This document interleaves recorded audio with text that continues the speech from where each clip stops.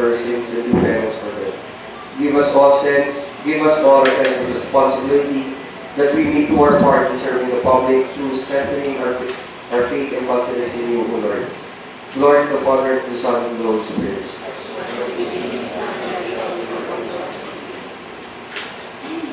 Maybe like was because the other one was to lead the singing of the national anthem.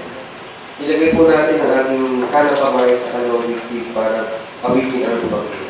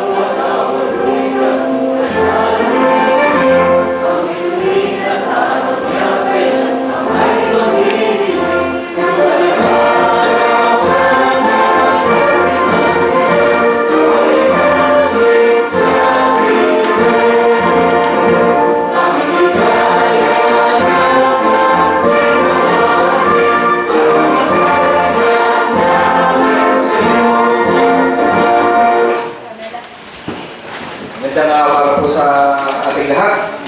Taking of the minutes of the preceding session and approval of the same, the Honorable Hernandez Veloso, sir.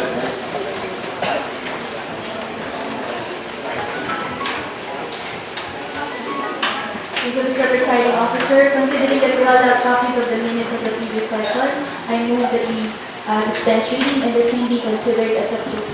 Any second to the motion? Seconded by the members of the council. Discussion? Objection, the chair hears none. The motion duly seconded is hereby approved. Proposed ordinances and resolutions for second reading. The Honorable Puwa is recognized.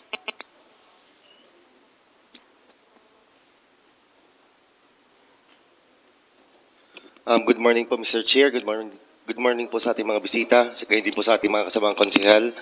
Committee report, House number 2015-025. Provided all the City Council have a copy of the committee report, I move that we dispense the reading of the committee report. Any second to the motion? Any second? Seconded by the Honorable Katipon and Makasait. Discussion? Objection? The chair hears none. The motion duly seconded is hereby approved.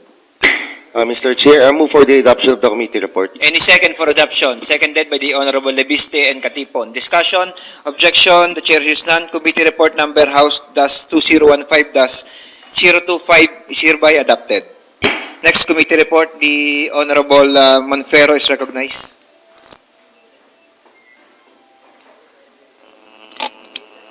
Good morning, Mr. Chair. At sa lahat ng mga bisita at sa lahat ng mga kasamahan nating konsyal. Committee Report number 2015-001. Provided that all the councilors have a copy of the committee report, I move for the dispense of this committee report. Any second? Seconded. Discussion? Objection? The chair hears none. The motion duly seconded is hereby approved.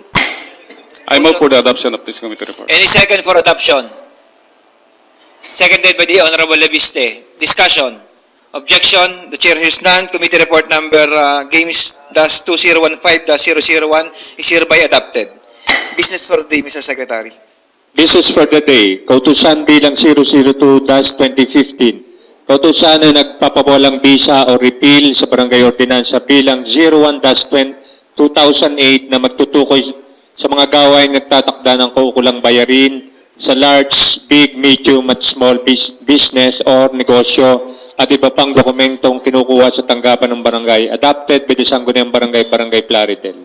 Refer to the Committee on Barangay Affairs. And number 2, monthly report of assessment for the month of May 2015. Noted. Resolutions and ordinances for third and final reading. The Honorable Puwa is recognized.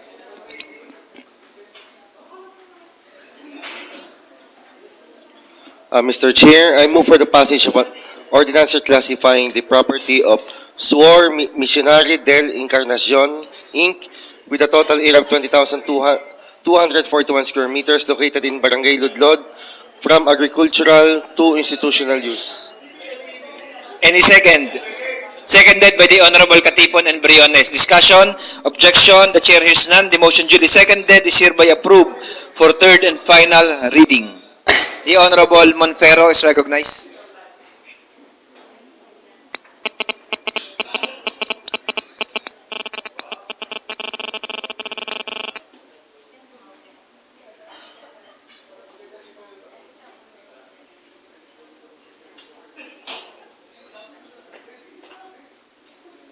Mr. Chair,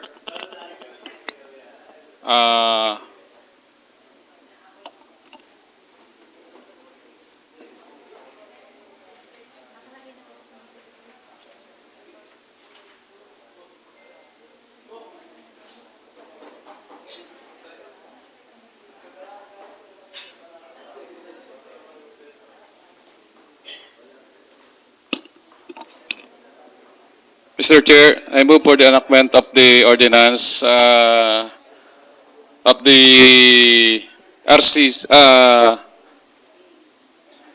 special use permit.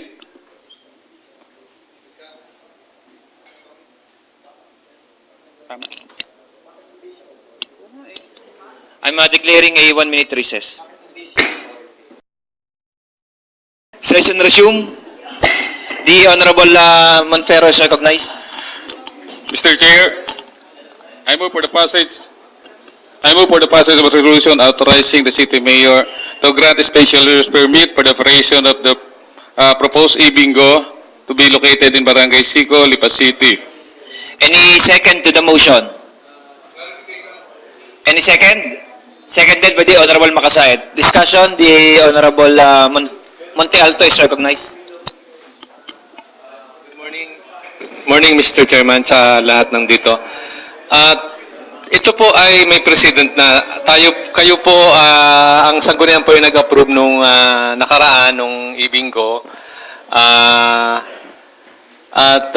Sana po ay makapag-report man lang ang ating proponent kung ano po ang nangyayari ngayon dyan po sa Big Ben.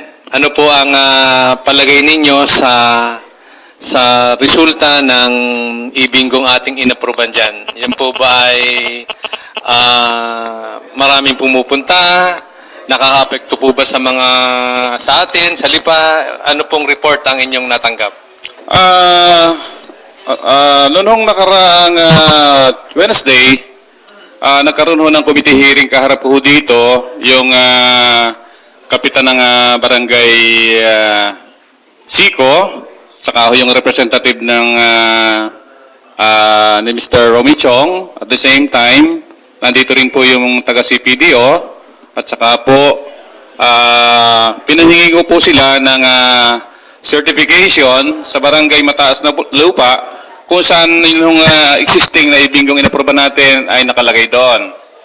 At so far po, ako ho ay binigyan naman nila ng certification galing sa barangay na nagpapatunay na yung operation ng e-bingo sa Big Ben ay sa loob ng mahigit na 1 taon ay wala namang naging problema. At sinasabi po dito, hayaan po ninyong basahin ko itong certification na galing sa Barangay Mataas na Lupa.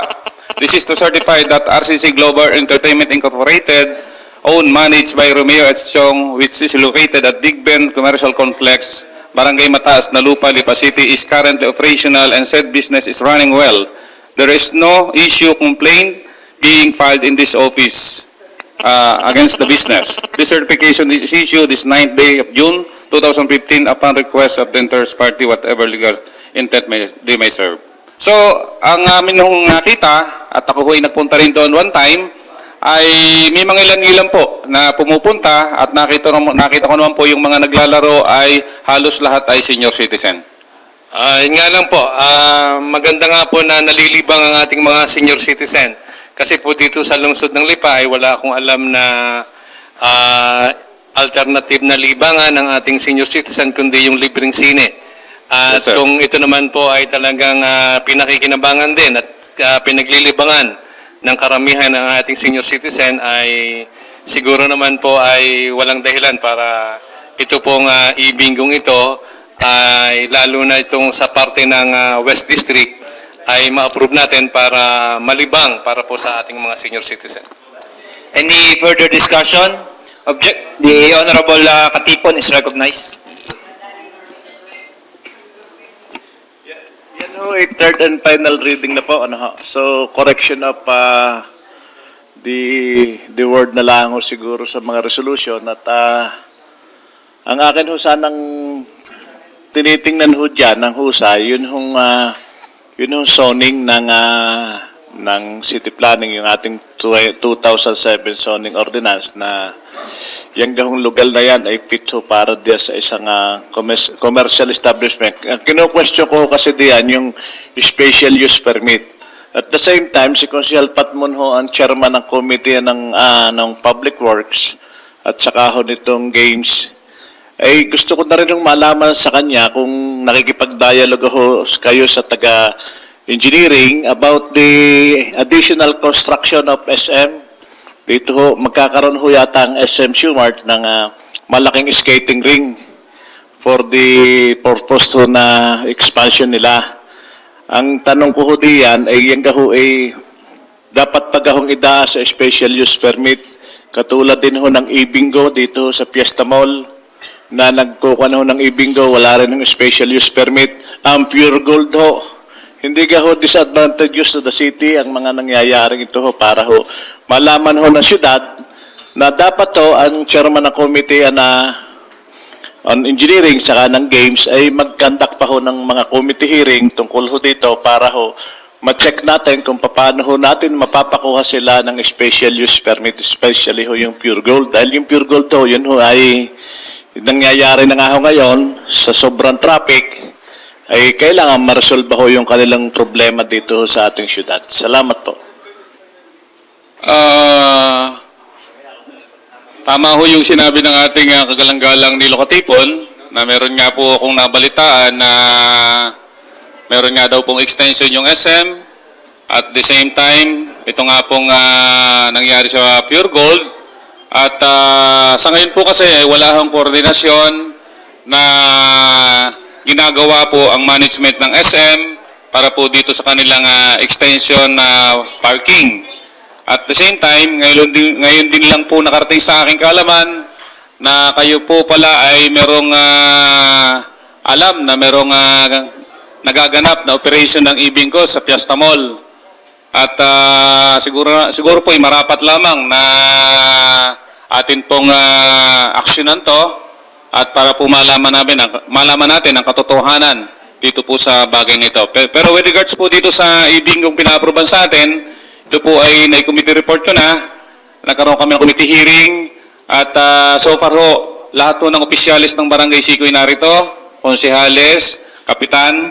At nagkasundo naman po kami na sabot ng kanilang makakaya ay kung mayroong problema ang Barangay Singyo at makakatulong itong naturang establishment na itatayo, sila man po ay willing na tumulong dito sa ating opisyalis ng Barangay Siko. Any further discussion? The Honorable Hernandez Veloso is recognized.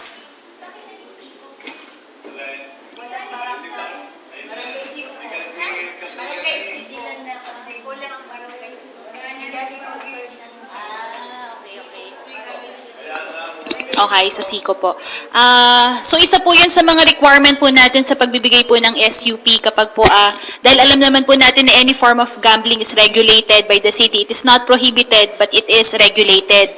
At part po ng regulation na iyon ay ang requisite po na public hearing. Was the hearing that was conducted, was it a public hearing or was it a committee hearing? Actually, ito ay matatawag na nating public hearing kasi po wala po sa imbitasyon yung ating mga konsyal ng barangay. Ang binadalhan po lang natin ng invitation ay yung kapitan ng Barangay Siko. And nakakatuwa naman po na kahit walang imbitasyon sila, ay sila naman po kasama pa yung ibang mga taga-barangay nagdatingan dito. At inalam ko nga po yung kanilang status, yung kanilang site, kung sa kanila ba'y walang problema. At nagpapasalamat pa nga po sila kasi sa lito po ng Barangay Siko, na wala namang gaanong pinagkikitaan yung Barangay Siko. At ngayon pong may mga investors na narating sa kanila ay very much welcome po sa kanila at alam nila na makakatulong ito sa kanilang barangay.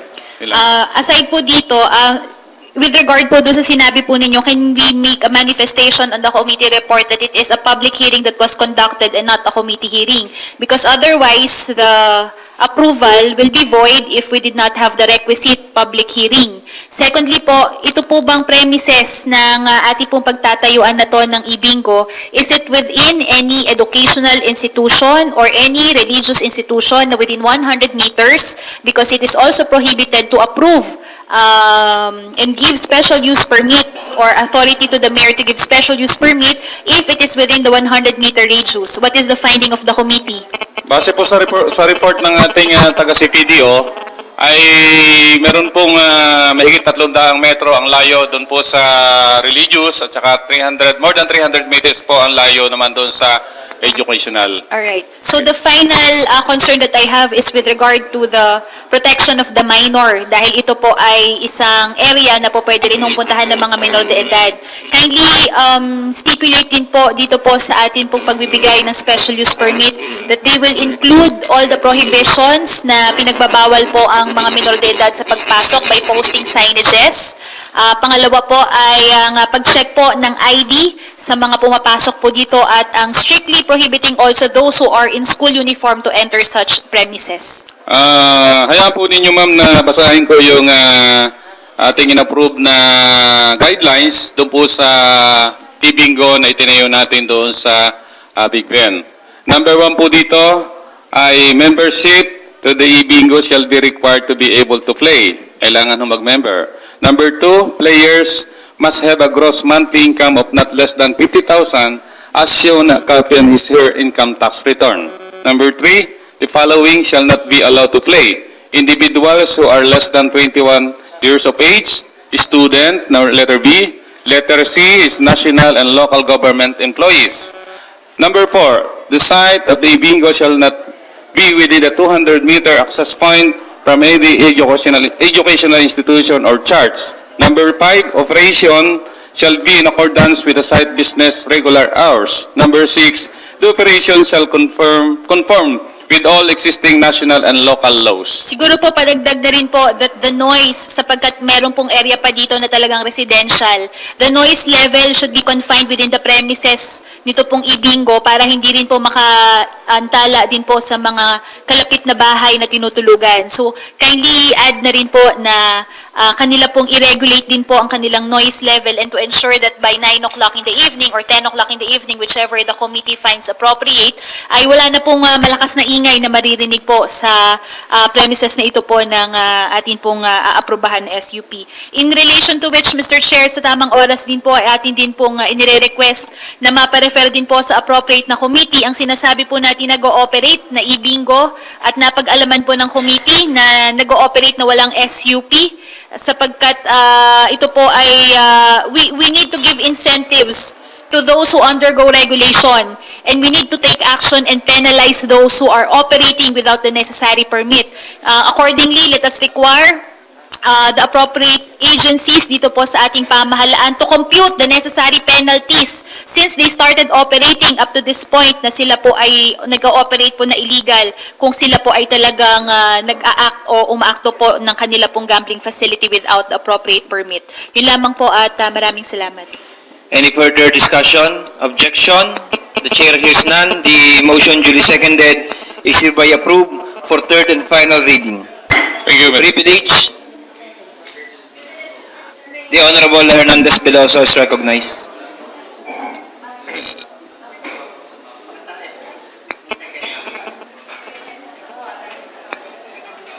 As earlier stated, Mr. Chair, may I request that the operations of the alleged operations that is allegedly being conducted illegally in in Fiesta Mall be referred to the appropriate committee for immediate action.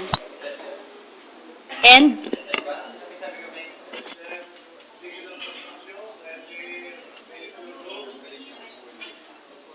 the matter is brought up by the Honorable Hernandez Peloso is referred to the Committee on Games and Amusement.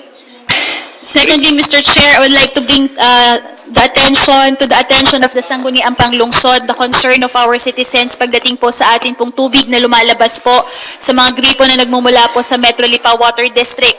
Apparently, Mr. Chair, ay mayroon ho talagang dilema ang atin hong ilang mga residente sapagkat kung wala pong lumalabas, ay ang lumalabas naman po ay burak o kaya naman po ay mayroon pong kulay yellow na sa akin pong palagay ay kalawang, ay atin naman hong hindi naman po inaantala ang atin pong pagbibigay ng tulong din po kung sakasakaling mayroon pong assistance na hinihingi po sa atin ng Metro Lipa Water District, ay sana naman po ay kanila rin pong mai-repite dito po sa Sangguniang Panglungsod ang kanila pong serbisyong ginagawa dito po sa atin pong mga constituents. Secondly, Mr. Chair, ay patuloy pa rin po ever since nung una po nating binuksan sa talakayan ang kakulangan ng tubig sa area po ng Mabini Homes, ay patuloy pa rin po nilang na-experience na talaga naman pong sila po ay gumigising na po ng alas 2, alas 3 ng madaling araw para ho lamang mag-imbak ng tubig sapagkat yun lamang po ang panahon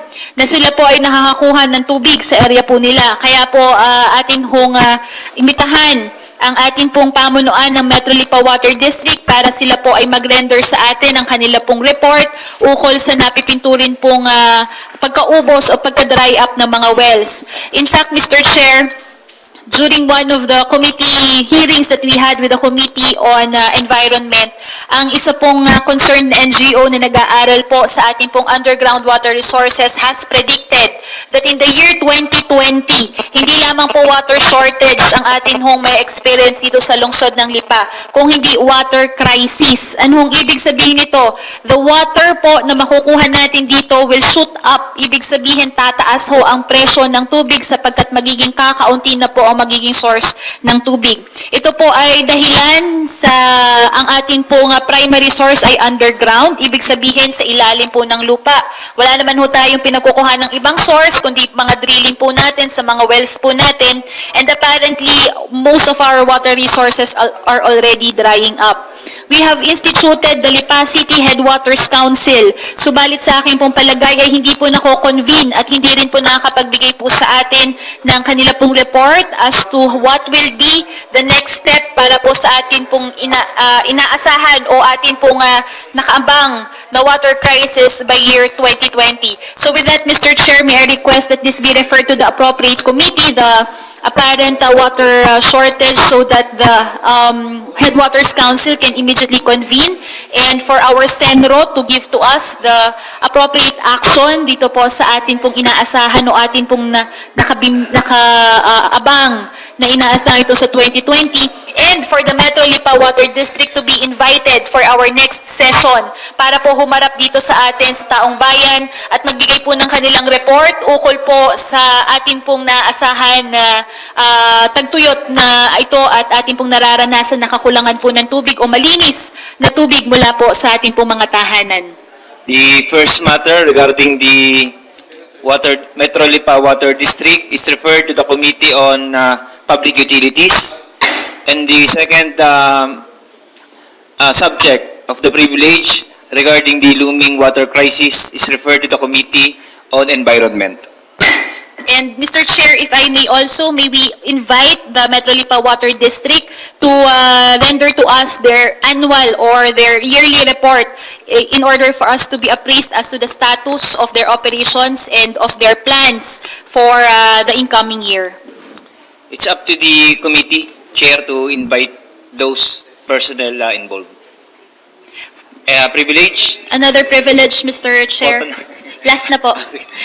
Ito naman po ay ukol naman po sa enforcement. Digalagi na lang din po, pag po tayo ay nagkakaroon po ng problema, ang lagi po nating sinasabi ay wala naman ho tayong pagkukulang sa batas, subalit tayo po ay nagkakaproblema sa enforcement o pagpapatupad po ng batas. Quezon City has institutionalized a mechanism na nakakapagkaroon po sila ng citizens arrest na tinatawag.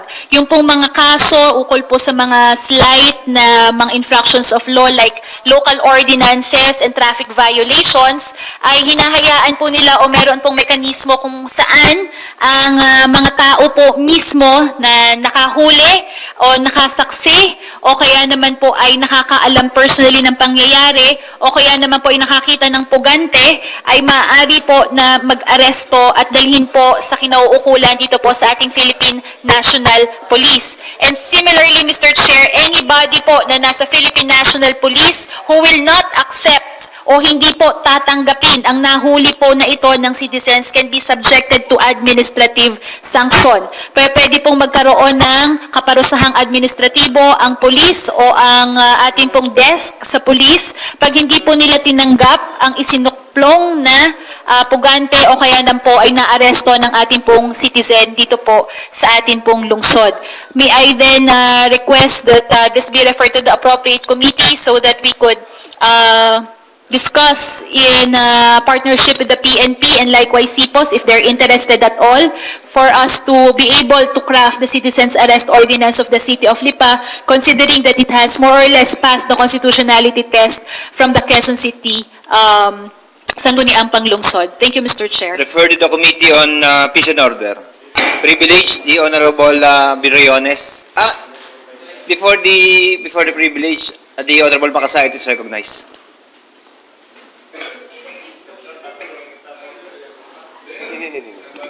Mr. Chair, in addition lang po dun sa privilege ni Konsehala Concon Hernandez, with regard po dun sa ating sa Water District, may also add na ipasama na rin po dahil sa panahon po ngayon, tag-ulan na ulit, and it was during this time na tayo po yung naka-experience ng disaster po dito po sa ating bayan. And as far as I could remember, during that time, we also discussed yung pong pagiging ready o kung ano po yung ginawa ng Water District at Batelec para ho dun sa ating disaster after nung incident.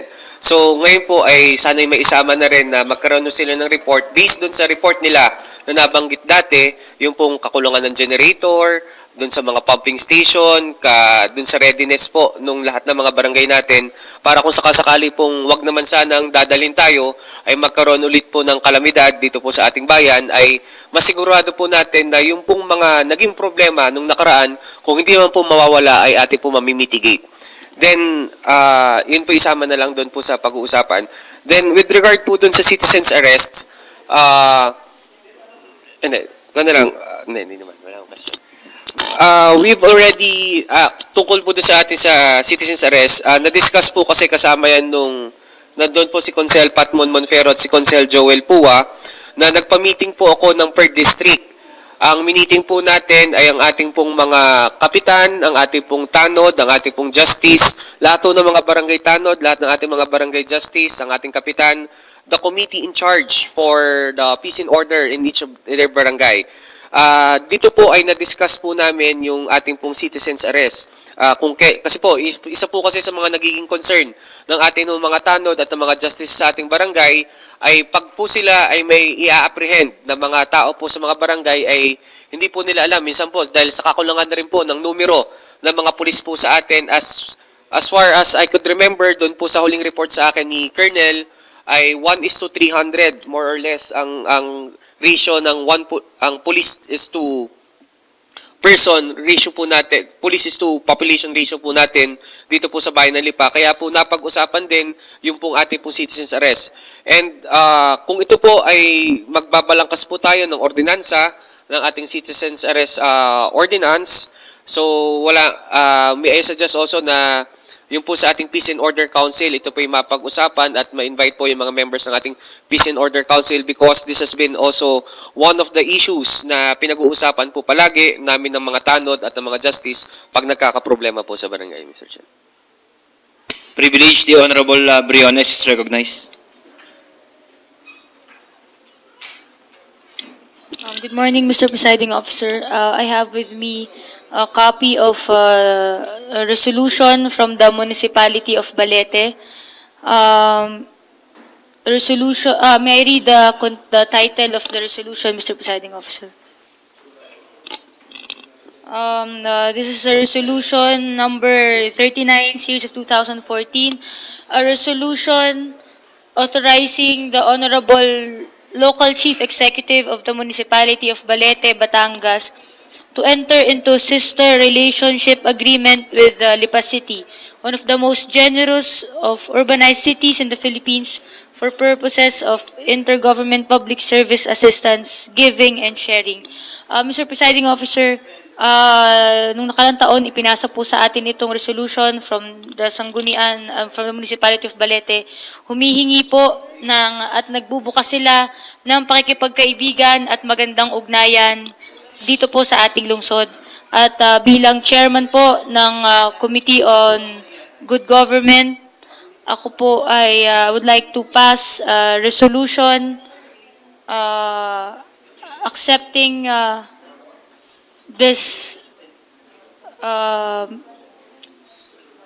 accepting the sisterhood of the municipality of Balete. Mr. Chair, I so move.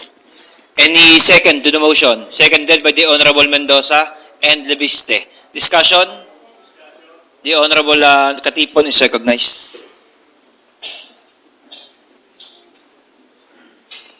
Kung naalala ho nyo, siguro 1.5 years ago, nakipagkwan ho sa atin ang bayan ng Cuenca. So sila ho ay pumunta rito para sa willingness nila na makipag-sister city ho sa ating bayan. Hindi ho kaya mas magandang invite ho natin ang City Council at saka ho ang executive ng Balete at para ho mas maganda na formal ho nating accept ho ang kanilang offer ng Sister City. At the same time, yun hong po pwede ho nating maitulong sa Balete, especially ho yung sa pamamagitan ng Committee on Education, yun hong ating mga estudyante from Balete ay ma-accommodate ho dito sa atin sa Kolehiyo ng Lungsod ng Lipa para naman ho malaman nila na yun hong ating ordinansa rito, na may ordinansa ho tayo dito na pagka may mga investor na darating, ay purely Lipeño din ho yung ating priority. Baka naman ho sila po pwede rin malaman nila na sila yung second priority in case that the Lipeño is hindi ho available. Yung Balete at yung Cuenca ay ma-accommodate na rin po natin dito. So, mas maganda siguro ho ating invite ho through Konsehala Bukala Kay na ating informal dito na invite na natin sa Lunes para i-ready mo na yung iyong resolution for the purpose na talagang sila naman willing tayo sa kanilang offer. Maraming salamat, Konsehal Lilo. Napakagandang idea po ng inyong sinabi. I would like to request our secretariat to invite the SP of the SB ng Balete on our next session on Monday.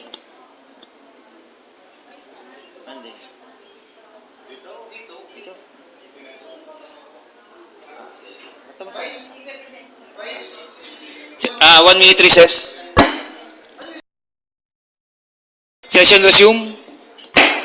Mr. Presiding Officer, again, this is subject to style. I move for the passage of a resolution accepting the sister relationship agreement between the City of Lipa and the Municipality of Balete. Jointly moved and seconded by the members of the Sanggunian unanimously. Discussion, objection, the chair hears none. The motion duly seconded is hereby approved for third and final reading. Thank you, Mr. The President. secretary is directed to invite our counterpart from Balete in our next regular session. The Honorable Makasayat is recognized. Magandang umaga po, Mr. Chair. Nakatanggap lang po ang inyong abalingkod ng isang sulat galing po sa ABC President ng Santo Tomas na nagre-request po, isa po kasi doon sa kanilang mga barangay, Santa Cruz yata po, I forgot just the copy of the letter, pinakukuha ko lang po yung letter, nagre-request po kung pwede hong magkaroon, kung may re-refer po doon sa tamang komitiba sa ating pong sa traffic, kasi nagre-request po sila na makapagpapasok daw po ng tricycle hanggang Fiesta Mall. So kung ito po, kasi po, ang kasalukuyan na nangyayari ngayon, nagpapapasok sila nang wala pong permiso po dito sa atin. At pinabilang ko rin kung ilan bang mga tricycle yung napasok, 15 to 20 tricycles. Kasi yung daw pong mga tao doon, imbis na sa Santo Tomas doon sa mga school doon pumapasok, ay dito po sa bayan ng Lipa pumapasok at dito na rin po namamalengke, dito po sa lungsod na Lipa. So ito naman po ay nagsubok na umusap po sa atin kung ito po yung papayagan ng ating komitiba at ng ating sanggunian, edi ito naman po yung nasa sa atin, ay sumubok lamang po sila kung papayag po sa atin o hindi. The Honorable Linato is recognized. Mr. Chair, as Chairman of the Committee on Public Utilities, kami po ay nagkaroon na ng pagpupulong diyan sa LCTFRB. Kasama po yung nabanggit na sanggunian ng Santa Cruz at sila po ay kasama din po natin ang LTO dahil nga po ay sila ay hinuhuli dito sa pag pumasok sila ng Lipa, hinuhuli po sila sapagkat ang kanilang prangkisa ay Santo Tomas po.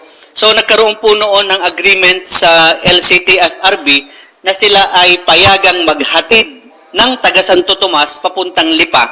Pero hindi po sila pwedeng pumick up ng pasahero sa loob ng Lipa pabalik ng Santo Tomas. So babalik po sila na walang laman. Pero magaling na rin po na ito ay kanilang nabuksan muli upang magkaroon ng mas formal at ma-include natin sa ating ordinansa ang bagay na ito. So Mr. Chairman, yun lamang po. Referred to the Committee on Transportation.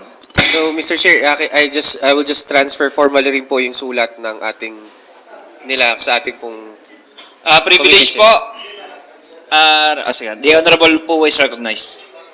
So in addition lang po doon sa sinabi po ni Consel doon, ano po, ako man po ay nagtatawag na rin po ng isang committee hearing, di ba, noong nakaraan po ay ako po may tinatapos na isang ordinansa na kumbaga pinagbabawal po natin yung pagbiyahe po ng mga tricycle na nagmula po sa iba't ibang bayan, ano, dahil dito po sa ating palibasa dito po sa Lipa ay napakadami nga ng pasahero, napakaunlad po ng lusot ng Lipa, ay ang mga tricycle po mula Garcia, mula Rosario, Ibaan, Tanawan, maging Santo Tomas nga, yung mga Balete, yung mga kalapit-lapit nating bayan po, ay talagang sumisinsay, kumbaga hanggat may pagkakataon, sila po ay bumibiyahe po dito sa ating lungsod ng Lipa. At yan nga po, kumbaga doon sa committee hearing ko po, ay napag-usapan na rin po yan na yung mga maghahatid po pwede pong maghatid lamang. Gayun pa man, yung pong pag-pick up ng pasahero, pabalik doon sa kanila o papunta kung saan pa man ay hindi po pwede. Ano? Dahil kumbaga dito po sa lungsod ng Lipa, alam naman po natin, napakadami na po ng tricycle at kumbaga kung dadagdag pa po yung mga tricycle na mula sa ibang bayan, ay lalong kaawa-awa ang mga magta-tricycle dito sa atin, ano, dahil magkakaroon pa sila ng kaagaw at lalo't higit makakasikip sa daloy ng trapiko dito sa ating lungsod ng Lipa. Ano, bagamat tayo po ay nagbibigay ng permiso na ang mga kolorum ay bumiyahe ng after 6 at Sabado at Linggo ay kumbaga doon naman yung araw na yon ay sumasabay na yung mga galing sa ibang bayan na bumibiyahe din. Ano? Ayun ang mahirap, kumbaga nga, palibasa yun ang araw ng mga kolorum at oras ng kolorum na pagbiyahe. Yun yung oras na sumasabay yung mga tricycle na galing sa ibang bayan, kaya't lalo't higit, kaya mapapansin po natin, pagdating ng mga oras na yun at ng araw na yun, para yatang lalong biglang dumadami ang mga tricycle, ano? Kaya sana yun po ang gusto natin maiwasan, yung pagbiyahe po ng mga tricycle magmula po sa ibang bayan, bagamat hindi natin sila pagbabawalang maghatid. Huwag lamang pipick up at bibiyahe kung saan pa man dito sa lungsod ng Lipa. Yun lamang po, Mr. Chair. Privilege. The Honorable Katipon is recognized. Willing ka ho kayo sumagot sa katanungan ho. Yun ho kasing may committee hearing ho kayo pamaya. Ano hong agenda ng inyong, anong committee hearing ho niyo pamaya tungkol sa traffic? Magagawa ho tayo ng ordinansa sa traffic o... Mamaya po ay tayo po yung may committee hearing regarding po sa traffic dahil po gaya po ng mga napag-usapan natin ng nakaraang mga linggo, ito po yung matagal nating tinututukan dito sa Sanggunian, ano? dahil alam naman natin ang sanggunian ay hindi nagkukulang sa ordinansang ipinapasa upang sa ganon ang traffic sa lungsod ng Lipa ay maibsan po natin. Ganun pa man, yung pong committee hearing po natin ay kasama po dyan ang yung pong mga biyahe po ng Garcia, Rosario, at Chaong, at ano pa ba to? San Juan. Diyan po, kumbaga, kasama po yung privilege speech po ni Consel Don na dapat at gayon din yung sulat ng nila sa atin na hinihiling nila sa atin na ang kanilang jeep ay kung maaari ay hanggang doon na lamang sa likod ng simbahan. Yung po ang isang kasama po sa ating committee hearing mamaya at gayon din kasama po yung mga eskwelahan ng mga concern na mag-put up po sila, kumbaga tumulong sila sa traffic natin kasi pagdating po ng mga oras ng mga 6 to 7, yan po yung oras ng paghahatid. Kung maaari, mag-deploy na rin po sila ng mga additional security guards, gayon din po yung mga ating mga barangay. Kung maaari ay mag-deploy na rin ng additional, para sa mga oras na yon upang sa ganun maging multiplier po sila ng ating mga task force na itinaga sa iba't ibang kanto. At kasama na rin dito yung committee sa hearing po natin yung papaano natin matutulungan ang ating TMD upang sa ganon magkaroon sila ng additional na mga tao dahil alam naman natin ang ating TMD kulang na kulang. Kumbaga ngayon ay magpapasok at ang mga JO, kung maaari yung mga JO yung papasok natin, kung maaari madagdagan natin ng TMD dahil sa daming kantuhan dito sa atin at kasama na rin dito yung mga business establishment, yung malalaking establishmento na nakakapagdulot ng trapiko, kasama po yung Pure Gold, kasama ang SM, kasama ang Robinson, at gayon din at iba pa pong mga concerned NGO. Yung mga NGO natin na maaaring makatulong upang sa ganun maging multiplier natin, makatulong sa ating traffic. Yun na po. Kasi yun yung binanggit yung marami, hindi yun naisama ho yung loading and unloading sa loob ng Robinson, yun yung going ho papuntang Tambo, kung saan ho nakatira si Crucial Bibong. At saka ho yung puntang Pinagtungulan. Ayan, Tambo Lipa City, hindi ho Tambo Kwan. Ayan po, Mr. Chair, ay kasama na rin po dahil po doon po yung nabanggit natin na expired na po yung ating pinapatupad na traffic routing. So ang purpose nyo pa maya, aamyendan ho natin ang ordinansa. Yan po ang ating, yan po yung purpose natin mamaya, kung ano man po ang ating gagawa, hinihingi po natin ng report. Hinihingi po natin ng report ng ating pong TMD, ang report po ng ating CPOS upang sa ganon, mas mapag-aralan po natin, Hindi so, makikita ho natin kung magiging kapakinabang pa ho ang departamento ng CPOS. At kung hindi ho, pwede ho nating i-abolish ng CPOS kung sa tingin ho ninyo hindi nakapakinabang. Diyan po natin makikita nga po yun, At diyan alam naman natin na kumbaga ang CPOS ay nagsisilbing multiplier ng ating TMD dahil isa sa nakikita ko sa mga kanto-kanto ang ating CPOS, isa sila sa mga traffic. Kaya nga nagkakaroon ho ng kaguluhan, nagkakaroon pa ng hindi ho teamwork. Dapat ang akin yung suggestion din nga sana kanina, kung wala ho kayong committee hearing, akin hong bibigyan ng emergency power sa traffic ho ating executive na kung maaari, siya na muna ang makialam ng traffic management, ipaubayan ng sanggunian sa kadahilan ng unang-una, hindi ho natin maintindihan nga ngayon kung sinong happy na CPOS. Padalwa, yun hong pagkakagulo ng traffic sa pang-araw-araw ay lumubha na ho ng lumubha. Kanina ho, kung nakita lang nyo ang traffic ulit mula ho sa Lipa, papunta ho doon sa Bimurada hanggang Lasal, pabalik ho, ay talaga hong nakaka-delay na ho ng ekonomiya ho ito ng Luzon na Lipa. Kaya ho sana, pamaya ho sa inyong committee hearing, sa public hearing, ay magkaroon na ho ng kalutasan na itong ating traffic. Kaya po, tama po yung Mr. Chair, napakahirap na kumbaga madami po na-delay. Sa pagkakaroon po ng traffic sa Luzon na Lipa, ay madami po na-delay. Maging yung mga pumapasok, malaging yung mga papasok sa kanilang trabaho ay na-delay. So, kaya po, nakakailang patawag na po tayo, bagamat sabi na natin, mahirap maibsan ang traffic sa Lipa, pero kaya nating mabawasan o masolusyonan ito, kailangan lamang po natin ng disiplina.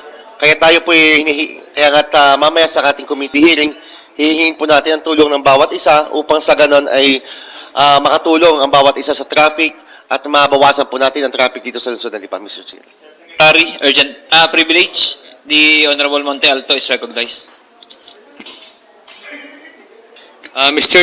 Chairman, pahabol na rin po dahil sa magkakaroon ng committee hearing mamaya sa traffic si Honorable Councilor Joel Pua. Pahabol na rin po itong sa atin sa may SM. Kahapon lang po ay meron na naman sabitan doon, may banggaan na naman at napakadalas po ng sabitan doon. Kita naman po natin yung sitwasyon ng traffic doon. Doon po sa ating central parking, ano to? Ano tawag natin doon? Parking building. Central terminal doon at saka yung papasok sa ating SM ay buhol-buhol po yung traffic. May kakaliwa galing sa west, may kakaliwa papuntang terminal, may kakaliwa papuntang SM, may lalabas po galing terminal, pakaliwa papuntang north at pakana naman papuntang west. Ganun din po sa SM. Talaga pong buhol-buhol at napaka-prone sa aksidente. So, Mr. Chairman, sana po ay maisama na ni Council Joel Pua kung ano po ba talaga ang gagawing traffic rerouting doon sa tapat na yan ng SM. Kung yan po ba ay hinga natin ng traffic light ang SM sa kanilang tapat na yon sapagkat napakadelikado na noon. Kailangan ma-address natin kung ano ba talaga ang ating gagawin doon sa area na yon. Isa pa po ay noong pong Tuesday after our session ay napansin ko po na nagkalat ang TMD. Very active sila. Meron pang mga motor na nakamotor na nanghuhuli, hinahabol yung mga jeep na may violation. Kitang-kita ko po at kitang-kita ko rin na biglang parang walang traffic. Tinigilan ko po yung TMD at sabi ko, sana ay ganyan kayo araw-araw na visible na visible. At nakausap ko rin po yung isang under ng CPOS na siya ay naka-assign sa task force. Yun po ay hawak pa rin pala ng City Public Order and Safety na kung saan itong trabaho nila ay nandun sila sa may palengke, sa Kabayanan at sila po yung nag-aabang ng mga gagawa ng masasama. Halimbawa, mga snatcher o yung mga mandurukot, ganun daw ang trabaho nila. So, nakita ko po na, sabi ko, bakit kayo ang gagawa noon samantalang marami tayong pulis na dapat sila ang gumagawa noon. Hindi naman po dapat sila yung gumawa noon dahil ipapain nila yung buhay nila na wala silang armas sa mga taong masasama na yun naman po ay armado. So sabi ko ay dapat ay maklaro natin sa isang committee hearing kung ano ba talaga ang trabaho ng task force na yon.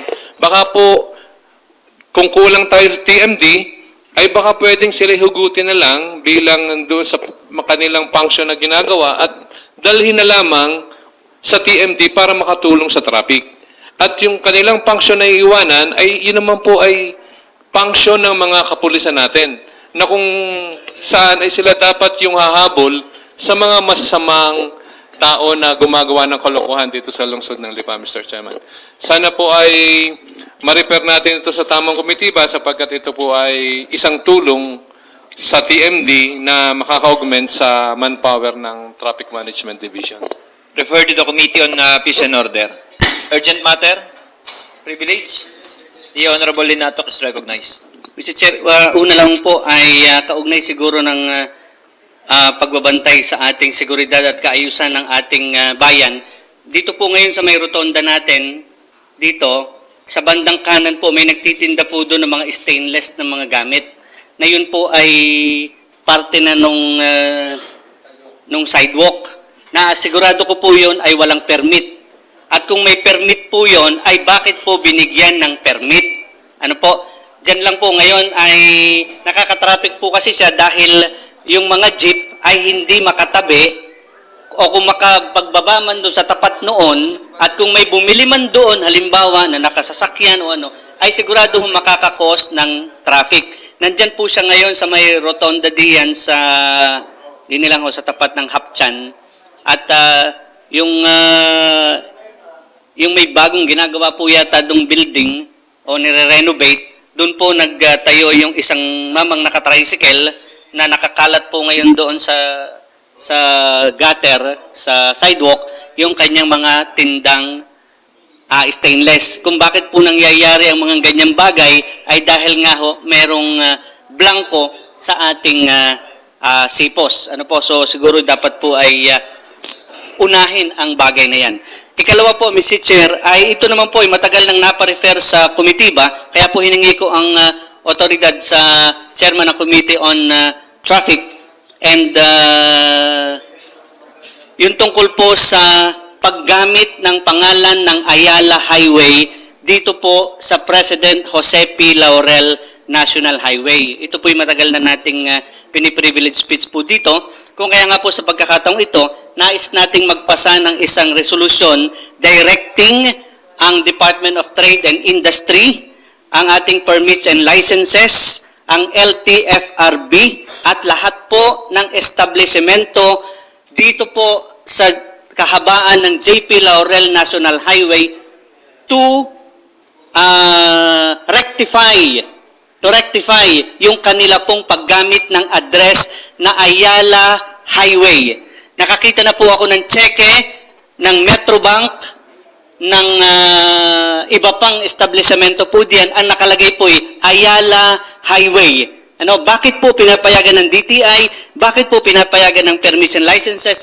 Yun atin hong mga multicab, ang nakalagay Ayala, vice versa, ang travel po nilang prangkisa. Ano po, Ayala Highway. So, maling-mali po ang ginagamit nilang address o pagbibigay ng rota. So, akin hong nire-request na ma-urgent ang bagay na ito with authority from the chairman kay Honorable Joel Pua to pass a resolution to rectify the the usage of the name Ayala Highway to JP Laurel National Highway, addressed to DTI, Permits and Licenses of the City Government of Lipa Transportation and Franchising Regulatory Board, and all establishment along JP Laurel National Highway, Mr. I second the motion. Any second? Seconded by the Honorable Katipon. Discussion? Objection? The chair hears none. The motion duly seconded is hereby approved for third and final reading. Privilege? Privilege? Pahabol lang, boss. The Honorable Katipon is Yun hong kay Crucial Pua, yun hong naulit na rin ni Crucial Raul, saka ni Crucial Don. Pagkakahapon ho, tingnan ho ninyo ho yung papunta sa amin sa pinagkuwitan, yung Mercury Drug, yung ni P. Torres Street. Nagkalat ho ang kariton ng tindahan hanggang kalahabaan ho ng CM Recto. Nagdamusak na ho ang syudad ng Lipa. Kaya ito ho dapat ma-consider ho din masama pamayahon sa committee hearing.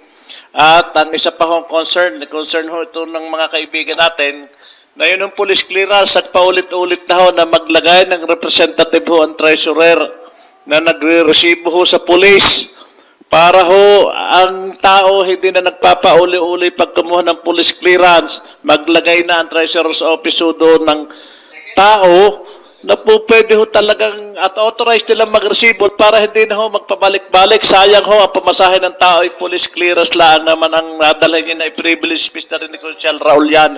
Kaya ho, ito'y address ho kay Kusihala kay na pakikastigo niya ng kaunti ang ating Treasurer's Office na magpadala ng tao sa Police Department para sa police clearance fees. Salamat po. Refer to the Committee on Good Government. Privilege, the Honorable Monte Alto is recognized. Ito po yung tungkol po sa sinabi ni Consihal Don dun sa isang hardware diyan na ang tindahan niya ay halos dikit na doon sa sidewalk. Siguro po ay it's time and proper, Mr. Chairman, na tayo dito sa Sanggunian ay ating i-amend ang ating mga ini-issuehan ng SUP. Kagaya po ng mga hardware na yan na kung saan sigurado po tayo na ang mga kliyente ng mga yan ay may sasakyan na pipick up sa mga binili nila. So, isa pa rin po ay ang mga eskwelahan na tayo ay nabubulagan na lamang na nagsusulputan ang mga eskwelahan, ngunit wala po silang mga parking area. Malalaki pong eskwelahan, mga kindergarten, grade 1 to grade 3, pero wala pong parking area na nakalagay para doon sa kanilang mga pumapasok na mga eskwela. Makikita lang po natin na sa karsada ay bigla pong may haharangan ng isang lane at nakalagay po doon ay school zone. At yung pong kanilang mga sasakyan lahat ay nandun lahat. Double parking pa po sa harap ng kanilang building ng parking naman nilang ginagawa. Ayun na pong ating mga karsada. So siguro po ay ating amyandahan ang ating pag-i-issue ng SUP at isama natin itong mga establishmentong ganito kagaya ng eskwelahan, hardware, at ano pa po na mapag-usapan natin kung ano po yung pwede nating isama para naman makontrol natin ang mga establishmento na itinatayo dito na meron pong kailangang clearance sa atin bago ito magkaroon ng permit, Mr. Chairman. Refer to Committee on Planning and Land Use. Other matters? I'm declaring a 1-minute recess. Session resume. Urgent matter, Mr. Secretary.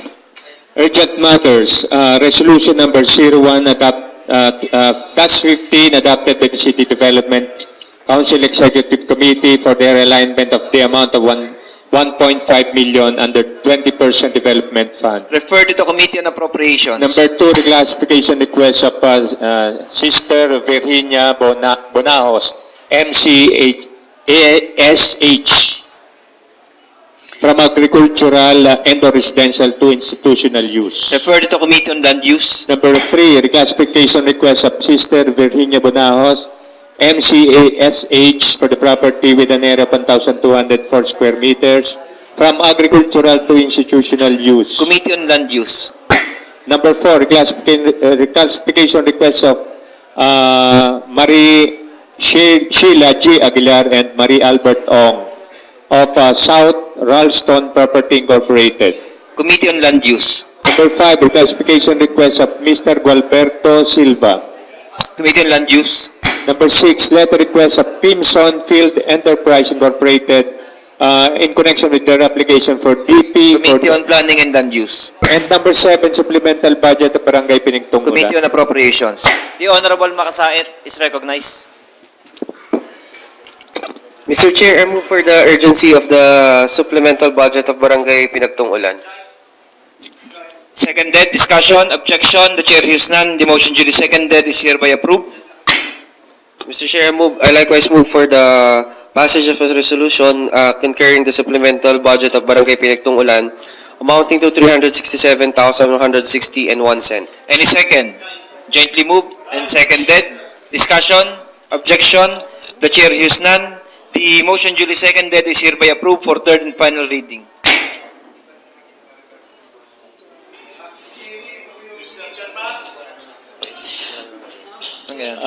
The Honorable with the Katipo is permission of recognized. the chairman on Land Use, ito ho ay sa Roman Catholic. Baka pwede hong ma-consider as urgent. Okay. Mr. Chairman, with the permission of the chairman of Land Use, I move that we consider urgent item number 3, the 1,200 per square meter from agricultural to institutional use. Registered under the name of Roman Catholic. Ito ho yung simbahan ng Bulbok sa... Any second for urgency for item number 2 and number 3? Seconded. Discussion. Objection. Hearing none. The motion duly seconded is hereby approved. I move that we pass an ordinance classifying the request of MCSH, an area of 1,243, agricultural to institutional use under the name of Archdiocese of Lipa, located at Barangay Ludlod, Lipa City. Any second? Seconded. Discussion. Objection. The chair hears none. The motion duly seconded is hereby approved for third and final reading. I move that we pass an ordinance classifying the property of area of 1,200 per square meter in Barangay Bulbok in the name of Roman Catholic Archdiocese of Lipa, located at Barangay Bulbok, the Bulbok Chapel, Mr. Chairman. Any second? Seconded. Discussion. Objection. The chair hears none. The motion duly seconded is hereby approved for third and final reading. The Honorable Joel Puwa is recognized. Mr. Chair, this matter has been referred to me a while ago. I move for the urgency of item number 4 and item number 6. Seconded by the Honorable Linatok and Lebiste. Discussion. Objection. The chair hears none. The motion duly seconded is hereby approved. Mr. Chair, I move for the passage of an ordinance reclassifying the property of South Ralston Properties with an area of 18,646 square meters from agricultural to residential commercial use located in Barangay Tangway. Any second? Seconded by the Honorable Katipon and Makasaet. Discussion. Objection. The chair hears none. The motion duly seconded is hereby approved for third and final reading. Likewise, Mr. Chair, I move for the passage of an ordinance reclassifying the property of... Reclassifying? For the passage of an ordinance for the approval of the final subdivision plan of Crimson Field Enterprise, Inc. Crimson Field Incorporated, located in Barangay Bulacnin, Lipa City. Any second? Seconded by the Honorable Makasaet and Linatok. Discussion. Objection. The chair hears none. The motion duly seconded is hereby approved for third and final reading. Again, Mr. Chair, along with this, the letter of our city mayor addressed to Honorable Eric B. Africa regarding the reclassification request of Nubista Homes Lipa, Barangay Kayumanggi, at located in Barangay Kayumanggi. Refer to the committee. Ano ba yan? Dati pa? Ngayon pa lang? Pangilan, tolet. Refer to the committee on land use. Any other matters? Kung wala na po. Urgent ko. Sige, motion. Mr. Chair, I move for the urgency of this matter. Seconded for urgency discussion. The Honorable Katipon is recognized. How many areas are this square meter? 70,000. 17,000. And that is the extension of the Antipolo property of the Vista for developing a subdivision. Thank you, Mr. Chair. Any further discussion? Objection? The chair hears none. The motion duly seconded is hereby approved. Mr. Chair, I move for the passage of an ordinance reclassifying the property of Nubista Homes Lipa, located in Barangay Kayumanggi, Lipa City. Any second? Seconded by... Any second? Honorable Linatok. Discussion. Objection. The chair hears none. The motion duly seconded is hereby approved for third and final reading. The session is adjourned.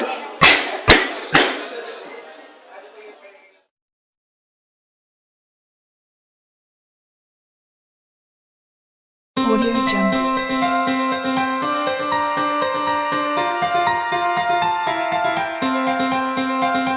Audio Jungle.